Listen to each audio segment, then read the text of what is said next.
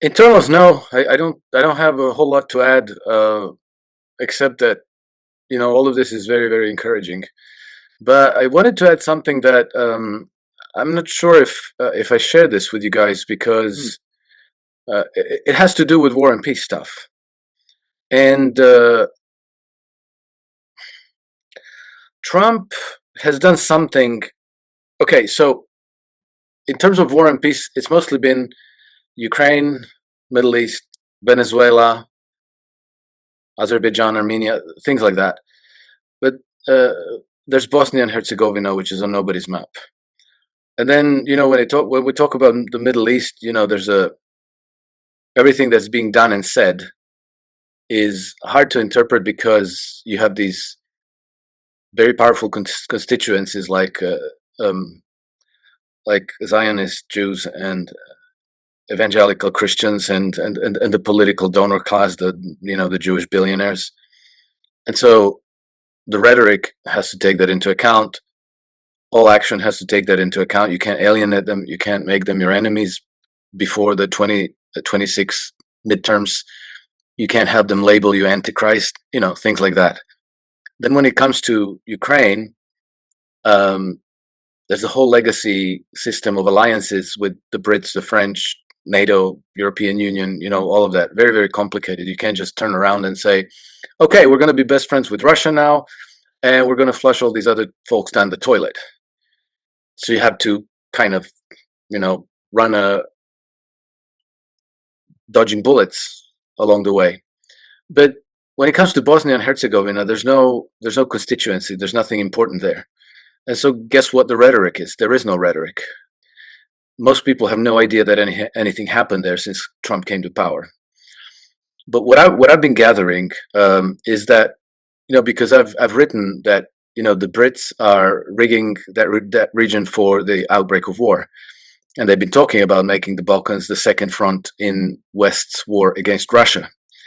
And for people who live in Bosnia and Herzegovina, it was very obvious that it was the British because the place is crawling with them, and it was obvious that they were that it was obvious that the tensions were getting increasingly inflamed between Croats and Muslims, Muslims and Serbs, Serbs and Croats, because these are the three constituent peoples of Bosnia and Herzegovina, and it's like metaphorically, it's like a jar packed with different color ends, red, black, yellow, and somebody started shaking the jar, and everybody knew it was the Brits.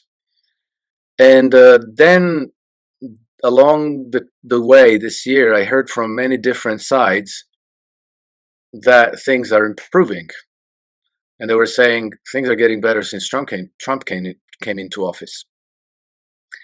And so this is impressions expressed by journalists, by people on podcasts, by a handful of politicians and let's say geopolitical analysts locally here. But then 3 weeks ago, I was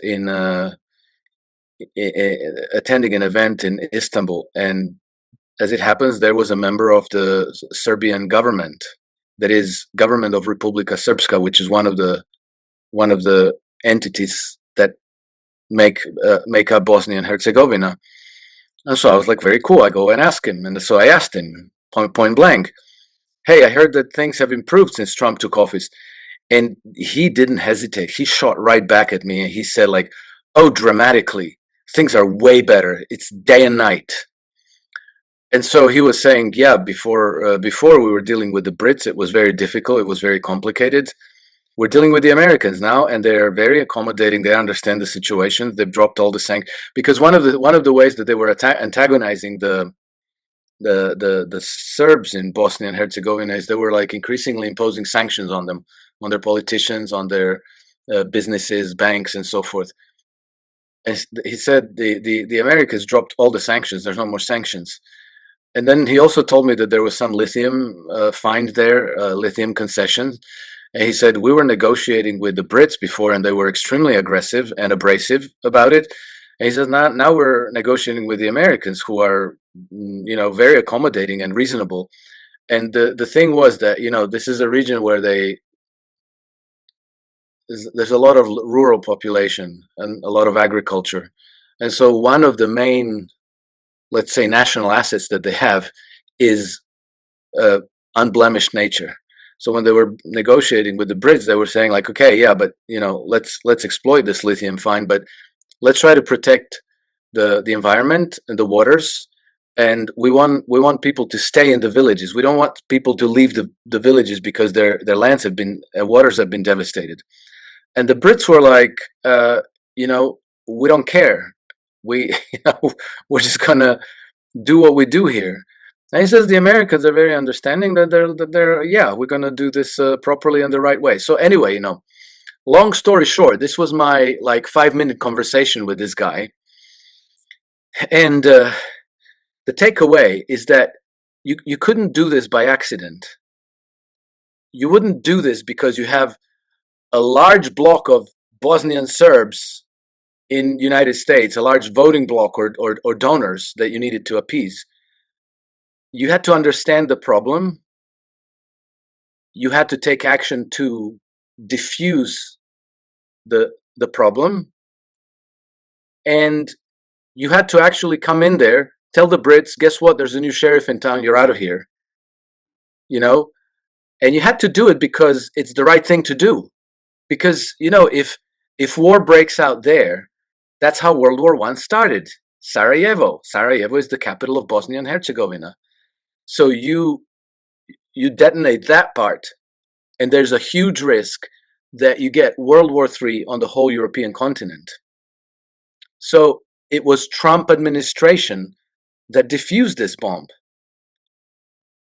And is it on anybody's radar? Is it being talked about? It's just nothing. The implication is they've done the right thing for the sake of doing the right thing. I think that's an important indication of what they're about and who they are. I want to take one exception to everything you just said, Alex, which is that not nobody has been making this point. You have been making this point, and you've done it wonderfully. Not just here, but I've been on a podcast. You've done this before. I've watched you do this before, and it's important. And don't ever underestimate. None of us should underestimate how much reach we actually have relative to what we do. And people are listening, and it's important. And so takes absolutely so very important, because I remember talking to Joaquin Flores a couple of months ago, because things were getting complicated in the Balkans, and I'm like, and every time I have Serbs and I have Croats like yourself and others try to explain it all to me, and I still don't get it because I'm an American. It's just too much for me. And I finally just said, Joaquin, please come in, try and explain this to me. Like I'm 5 because I'm an idiot and I'm an American. And he's like, wait. And then an hour and a half later, I still don't understand. But not because Joaquin didn't do a great job of explaining it, but because I'm still a dense, moronic American. Therefore, and I have other things. The problem really for me is that I have too many other things on my plate to really internalize all of this. So being reminded of it on a regular basis is so very important. Even though I've heard all this from you before, I'm like, oh no, I need to hear it again, because repetition is what breeds familiarity and which finally gets it all through our heads. So thank you, Alex. Thank you, Tom. I completely endorse what you're saying, but Alex, there is a problem for you. You will never get on the BBC if you talk this way. If you give Tom credit for anything. Congratulations.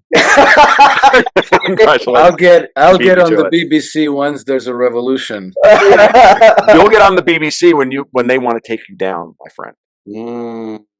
Okay. Well, I want to reference something else Alex wrote a couple of weeks ago when you were writing on that conference that you were at, because you really did a beautiful rendition of Henry Carey and the difference between the American system and the British system. And, I think this is really fundamental for everybody watching, because we really are between two paradigms. And I think the reason that those of us here and other people like us are beginning to get a certain amount of resonance out there is because Trump is absolutely taking us into a new paradigm. And we're like the trail guides, because other people have just been stuck in this old paradigm. I mean, this is a particular problem with the under 25-year-olds. I mean, this is a challenge. They have never lived in a society that's worked. I've lived in a society that worked. I grew up under John Kennedy, or the 1950s, when Detroit had the highest per capita standard of living in the country because we had blue collar workers. So I have a reference. Millennials have some of a reference. The Gen Zers do not have a reference No, they don't. for a They don't. society that works. And I'm raising one, right? And I've just raised one. She's 19. She's gonna be 20 in April. And trying to explain some of this to her has been very, very challenging. And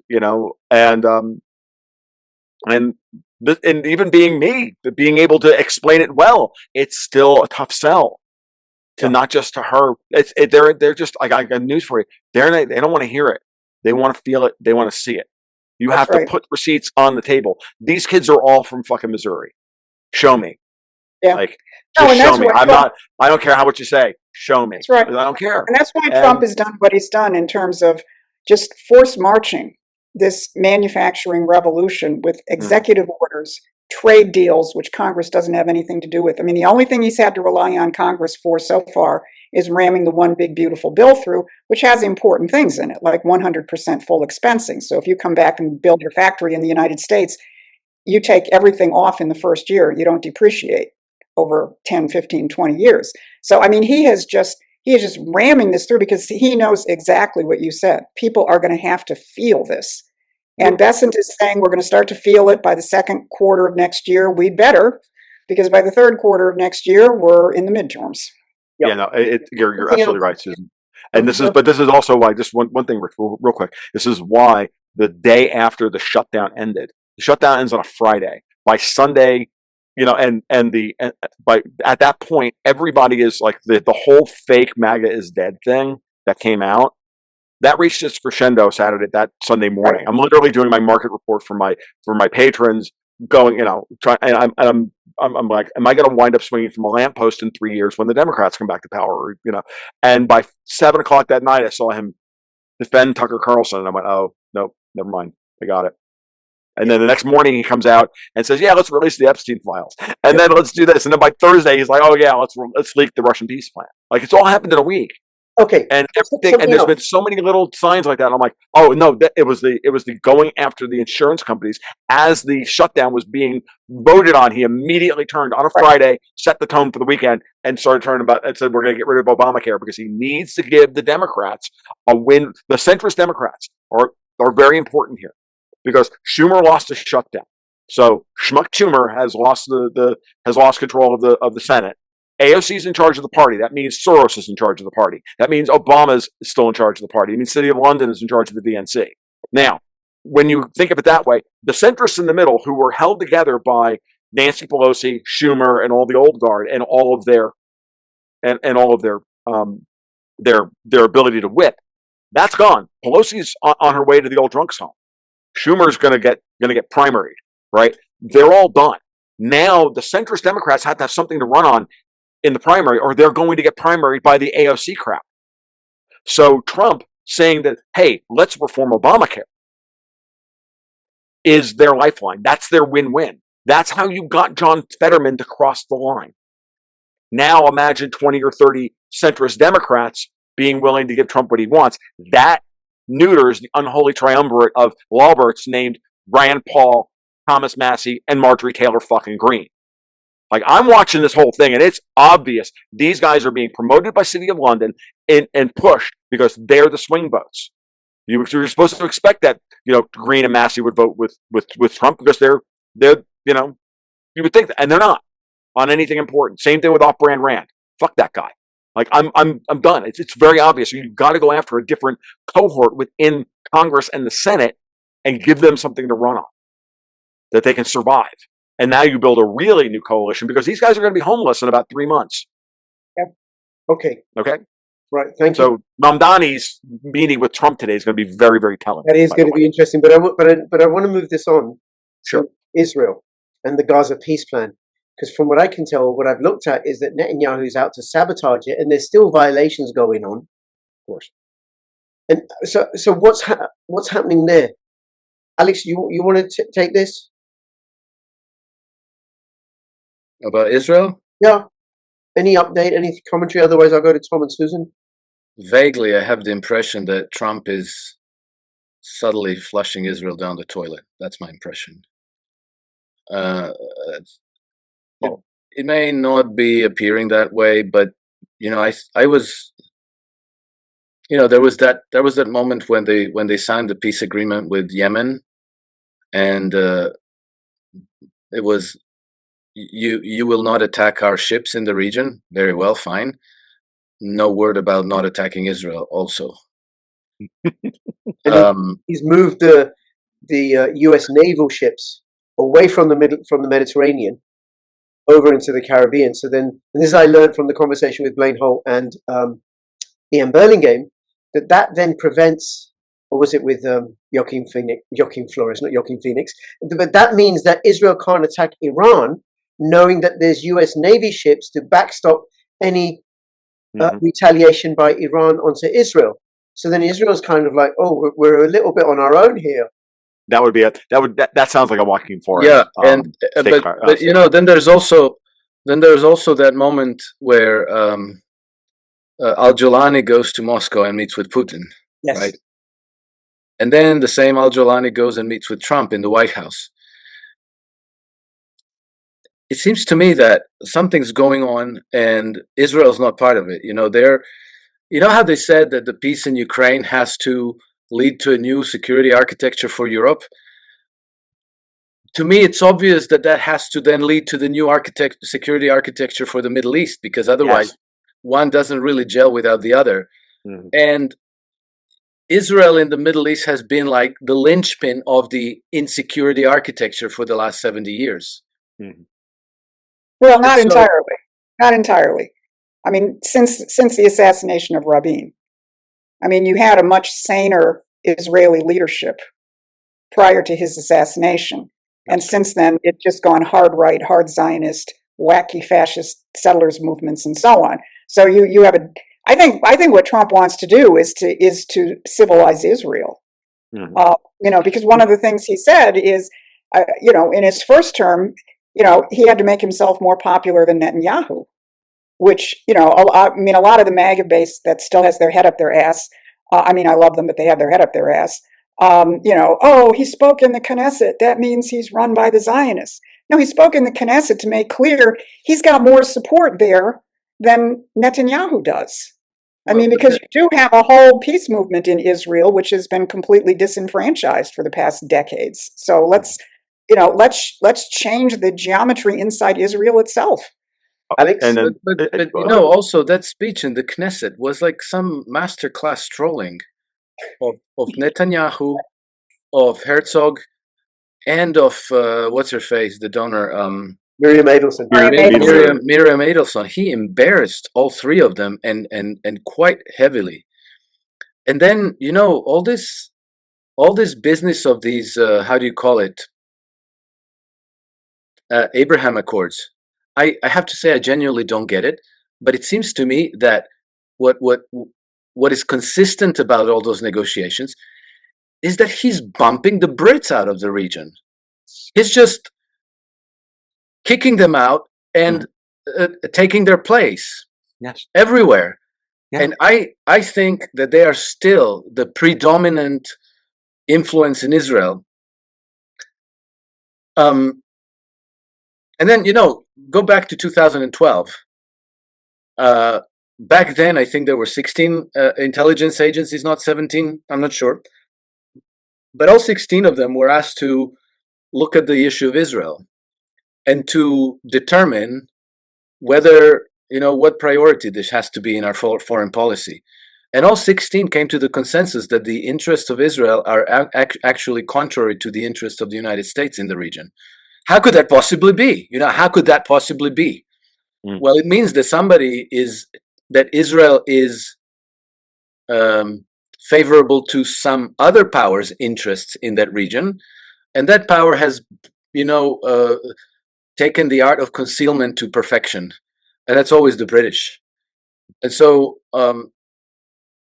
Israel is their cat's paw in the region, not the American cat's paw. But somehow Americans found themselves with this stepchild at their burden, and so given the voting bloc in the United States, given the donors, the whole thing, you can't say, "Oh yeah, look at this intelligence report. This is not our ally. Israel is not our friend. You're going to be labeled Antichrist." the next day. So you can't do that. But in a roundabout way, I have and then, like, is there going to be a two-state solution? I don't think so. I don't know anybody who thinks that that's possible anymore. So what is the alternative then? I think the alternative is going to be a one-state solution. And that one state is going to be called probably Palestine and not Israel. But then maybe, for once, you're going to have Christians and Jews and Muslims once more living in peace with each other as equals. Yes, once more. Now, here's the interesting part, Alex. I can't say that I have any hard evidence to say that Trump is maneuvering things in that direction, but that's my impression. Okay, so interesting. You brought up Jelani earlier, visiting both Putin and Trump, and he took a lot of and note how they ramped up the slop from the libertarian right was insane. Oh my God, he's meeting with this evil, head chopping Salafist, and he's meeting with that head chopping Salafist. I was like, guys, Jelani is Muslim Brotherhood, right? They're friggin' British all the way down the line. As Ian Burlingame reminds us all the time, the devil's legions have to be destroyed. So, I'm sorry, what has to be destroyed? The devil's legions. Okay. The British, the mix of military and non-military legions around the world. The devil's legions all need to be destroyed. How do you destroy them? Well, the first thing you do is so if Jelani's in power because of Erdogan, and Erdogan is Muslim Brotherhood, and all of Erdogan's duplicity over the years makes more sense when you start seeing him as a British asset as opposed to anything else. Now, you separate Erdogan, you give Erdogan the opportunity. Oh, by the way, you want to survive? Help negotiate the peace deal in Ukraine. Oh, by the way, Jelani, you want to be in Qatar and Turkey. We're there. Why? Because he's got Qatar on his side. He brings the Qatari emir in. He gives them, fighter pilot training and everything else. And they blow it out of proportion. We're putting a Qatari airbase on American soil. No, he's not. That's bullshit. That's more BBC slop. Fuck off.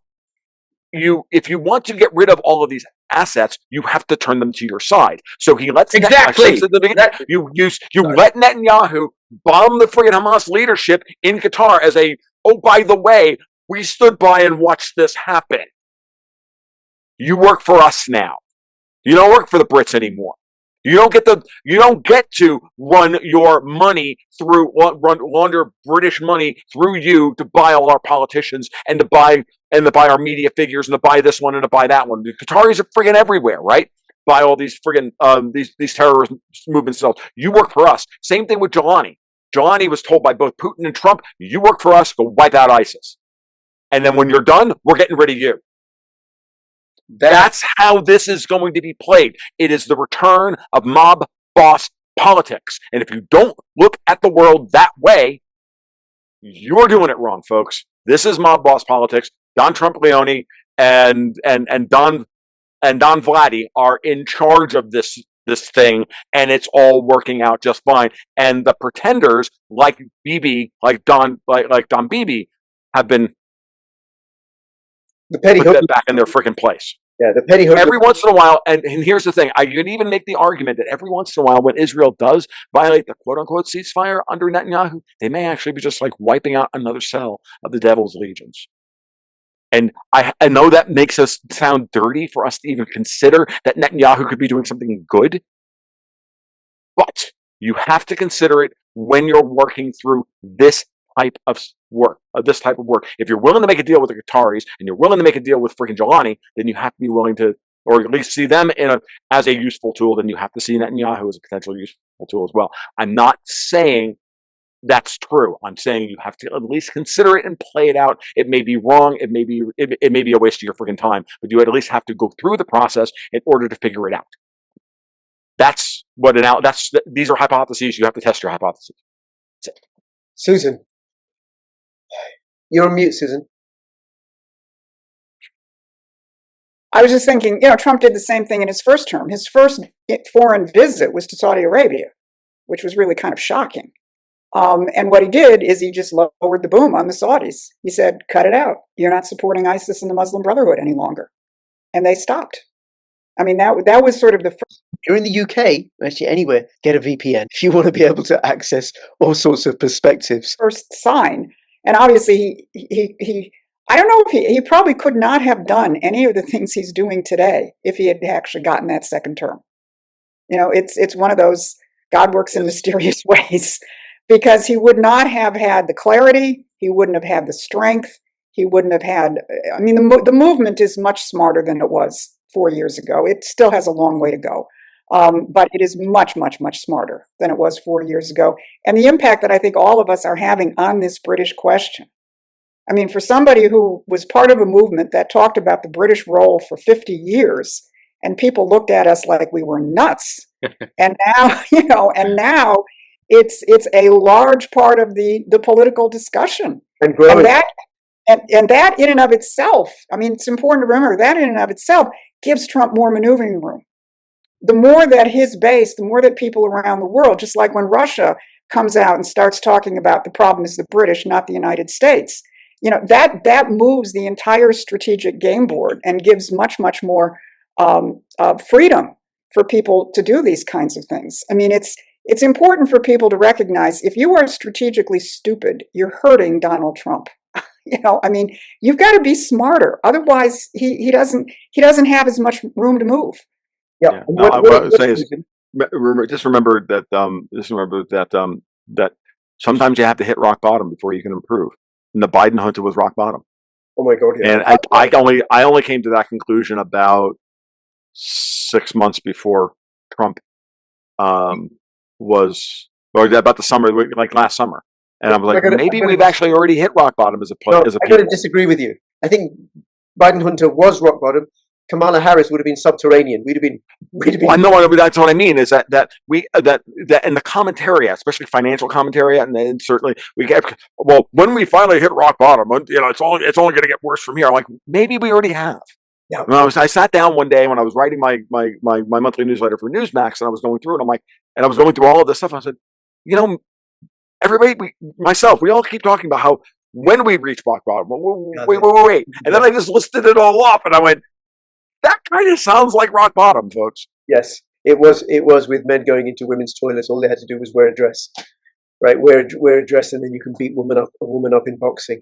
No, and Susan, get back to your point. With the change of emphasis, this growing realization that the problem is the city of London. The Venetian bankers moving into Amsterdam and then moving into London, and the Dutch East India Company, which has metastasized or whatever into all these international organizations to rule over the world. If the Dutch East India Company was still around today, it would be worth $7 trillion. It was so massive, right? They're the ones, their inheritors are the ones who are causing all this mischief all over the world. And by pointing the finger and exposing them, well, then it creates the possibility of liberation and freedom. And just if I can just draw a parallel to what I deal with as a social worker. So as a fractal, when men perpetrate domestic abuse, they are violent and physical. And it's really, really apparent because you can see the injuries. So when countries wage war, it's very that sort of male energy. It's violent and physical, and you can see the dead bodies and the destroyed cities. And then when women perpetrate domestic abuse, it's behind the scenes. It's manipulative. It's really, really clever and insidious. And I can see that as playing out on a larger scale, the way the City of London operates, because it has no military power. It has manipulation and mendacity and machinations and centuries-old relationships with people in India and Canada and Pakistan and Kenya or wherever. Then there's the connection from Israel to Venezuela. And in a conversation with Joaquin Flores the other day, he was talking about that it's about the oil, not for the US to have the oil, but to prevent Israel accessing Venezuelan oil and the UK and the European Union accessing Venezuelan oil, because they're now cut off. Israel's going to be cut off from Saudi Arabia's oil unless it behaves itself. And there's also what Ian Burlingham and Blaine Holt talked about, and we've talked about together, you, me, and Alex, Tom, and I, that it's about cutting off the funding to the city of London and its proxies. It's devil's legions, as Ian would put it. Yes, you cut off the funding, and also stopping the illegal immigration through that coastal border. Susan, any commentary you want to make about that? Venezuela? Well, you bring up Venezuela, and I think it's really important for people to recognize. I don't know how much it is about the oil. I think that might be a subset of it. I think Trump is very clear he is waging war against what we call Dope Incorporated. You know, we wrote a book 40 years ago called Dope Incorporated, and the cover was the Union Jack with the Queen's crown and a hypodermic needle on it. One of my friends has sort of revised it and I think written a slightly more historically accurate version of it called Unconditional Surrender. Robert Ingram, if you want to look it up. But the point of both of those books is that the British Empire has run drug warfare as part of its, well, there's your soft power, right? I mean, the Opium Wars are historically obvious, but what Trump is doing with these countries in South and Central America, many of these are simply not countries. They're simply arms of Dope Incorporated. And he is not going to tolerate that because it is killing hundreds of thousands of Americans. Yeah. Boom. End of story. Every year, more. Yeah, and it will cripple financial flows if we can actually dry this up. That's not that. I mean, because the drug cartels do not move money around through shoeboxes. I mean, now perhaps they've got crypto and Bitcoin, but you know, before that, it had to go. It goes through the major banks. It went through the major banks. And the Canadian banks are all absolutely are so deep into this. It's not funny. Alex, you've talked about it at length in the past. I'm going to have to, like, you guys keep talking, but I'm going to have to run for the day. So I just want to say thank you very much. It's been great. Y'all have a wonderful weekend. If I don't speak to any of you before American Thanksgiving, it is my favorite holiday. You all have a very good next Thursday. Take care. We will talk soon. Thank you. Take care. Thanks, Tom. Bye, Tom. Thanks. I think Tom is on next Friday, I think, with you, me, and Alex and Krainer and Ian Burlingham. And then I've got Susan with Alex Christopher in a couple of weeks' time, and Susan Kokinda with, that's you, Susan, with Richard Poe soon as well. So subscribe, comment, like. There you go. It's all going. What's so funny? Susan Kokinda. Oh, that's you, Susan. That is right. just to clarify, right? Yeah, that's right. It's you mean me or that other Susan Kokinda? That's right. This is the better Susan. Yes. Tell my husband who's sitting over there. He needs to subscribe and then he'll watch this. Right. So, Alex, you want to follow on from what Tom was saying about Venezuela? Any update on that? The idea that I'll have to work in the background with Trump. I'm afraid a lot of my replies today, a lot of my answers, they reflect more confusion than anything categorical. But same thing with Venezuela. I want to see it play out because I don't buy the drug war line, because Venezuela would be far down the list of your problems. You know, Ecuador would be, well, money laundering bank would be first on your list of targets to strike at. Then it would be Ecuador, then Mexico, then Colombia, then maybe after that Venezuela. I think there are many things that are not clear, but you know, Trump tried a regime change against, that is, you know, under Trump administration, a regime change against Venezuela was attempted in 2019. It didn't work. And my own impression was that Trump was making all the noises, like he was on board, but he wasn't really. And so that's why he tasked John Bolton and Elliot Abrams with that regime change. And obviously it failed, so Maduro is still in power. The oil angle is absolutely important to Wall Street. But as we know, Trump very probably thinks of Wall Street as his enemies. So why would he waste American taxpayer dollars and lives of American servicemen to deliver a gift of my estimate of $16 trillion in brand new money good collateral to Wall Street banks? Why would he do that? It doesn't make sense to me. I suspect that this is another fake war preparation. You know, if you rewind the clock maybe 4 or 5 months ago or 6 months ago, there was this big buildup of forces that appeared to be brought together to go to a regime change war against Iran. But then nothing happened, and Trump said, I'm not interested in regime change against Iran, and we know now that as all that was going on and everybody's heads were exploding, that his people were already negotiating with the Iranians.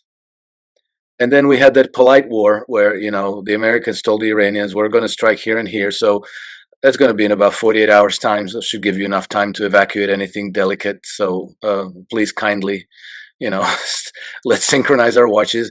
And then they dropped a couple of bombs. And then they said, thank you very much. Now we're done. And then, well, if you have to retaliate, then the Iranians politely told them, yeah, well, yes, we're afraid we must retaliate. So, so sorry about that, but we're going to drop maybe a few bombs on your base in Qatar. So would you kindly evacuate so that nobody gets hurt? So that's what happened. And I was kind of, I was kind of predicting at the time, and I was saying either there's going to be no war because it makes no sense whatsoever, or there's going to be a fake one, and we're going to know that it's fake by the way the Iranians retaliate. And so that was completely a fake. And if anybody doubts that it was a fake war, compare that with war on Syria, war on Iraq, war on Afghanistan, war on Libya. Those were real wars. It's a completely different story. So anyway, the point is, there was a big buildup. There was a lot of talk in the, like everybody was losing their minds over, like, oh, Trump is going to war against Iran. He promised no more wars, and look, he's betraying the base, blah, blah, blah, blah. But other than that polite exchange, there was no war, and the Iranian regime is still there. And even the war between Iran and Israel has been kind of frozen out.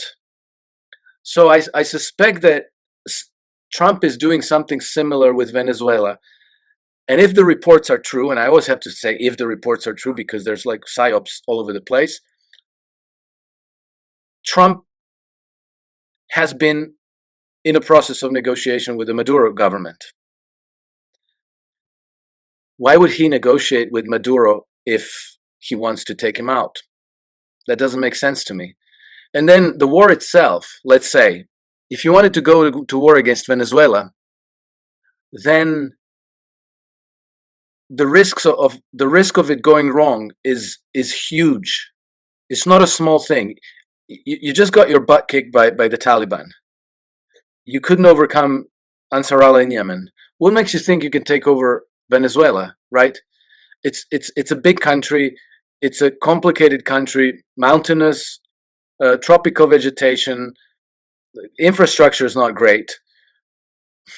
You can blow up things, but you might not be able to take control of the country, and it might become a quagmire like Vietnam or Afghanistan or something like that. Not a great look going into 2026 midterms, right? So does it make sense to risk that, and you don't know what the outcome is going to be? Yeah, Alex, I want to add a couple of things. I think one of the things that Trump does is he does feints, FEINT, right? He's there, right? People are looking over there. Oh my god, and really he's doing something else here. Right, I just need to lower my hand there. Right? Then, so there's that. I don't think he's going to go to war. It's not his style. He might do fairly useless, pusillanimous strikes like he did with Syria and Iran, as you pointed out. He might do that for show and effect. But he won't do it for long, because he didn't do it for long with Yemen. We'll work something out. It's just not his style. It's not how he operates. But a couple of things. Joaquin Flores said to me, and this is why both of you need to subscribe and watch all my videos, okay? Because you would know this. Joaquin Flores said to me that Chevron are still operating in Venezuela. Huh. They still have a refinery and whatever it is they do, right? And drilling for oil in Venezuela. ExxonMobil have a refinery or an oil drill in Ecuador, the part of Venezuela that Venezuela now says, in Ecuador, that the part that Venezuela says is now ours, although they haven't done anything about it. They haven't moved any military in. So ExxonMobil are in there. Ecuador or British Guiana? British Guiana, sorry. Thank you for that correction.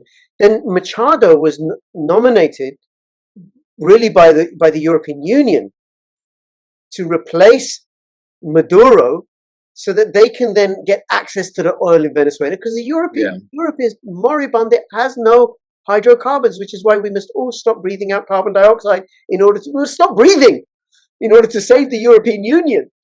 Then something Isabel, Blaine Holt and Ian Burlingame said is because I said, why are they sending this aircraft carrier into the Caribbean to destroy drug boats? And what one of them said is because it's terrifying the drug dealers. It's a massive show of force. They get on the phone, these small-time drug dealers who are trafficking drugs and humans across the Caribbean. They get on the phone and say, oh my God, Trump's a madman. He's going to blow us up with this aircraft carrier. You got to do something. And then what the intelligence services are doing, the US military are doing, are tracking that intelligence. Who are they calling? And following it through. And their argument is that it's not a war against Venezuela. It's a war against the CIA and their source of funds in Venezuela from the drug trade. And they also said where are a lot of the British offshore banking sites, or British Virgin Islands, the Cayman Islands, Bahamas, Bermuda. So it's another way where Trump is asserting, Trump the Don, no, this is my turf now. And now the British gangsters, this is my turf now. Maduro's my boy. And Machado's not going to come in. I don't even know who she is. Okay, I have to say that makes a lot of sense. That's very You interesting. need to watch all my videos, Alex, okay? Trying out. I did, but I fell asleep. Not because it was boring. Not because I was tired. Yeah, well, hopefully the viewers aren't going to fall asleep through this conversation. So please, No, it wasn't because it was boring. Because I just want to say, if you have fallen asleep, let us know in the comments below. No. You see what happens is, like, I have long days, and then at the end, I like wind down. I'll watch some videos and I put it on, and what happens very often is that I'll just crash and Somebody else's I video. have no idea what I. Right. You never fell asleep to mine or Susan's or Tom's, Alex, just to be clear. Anyway. It's not you, it's me. Oh, so polite. Okay, anything you want to add to what either of you want to add to what I've said about Venezuela?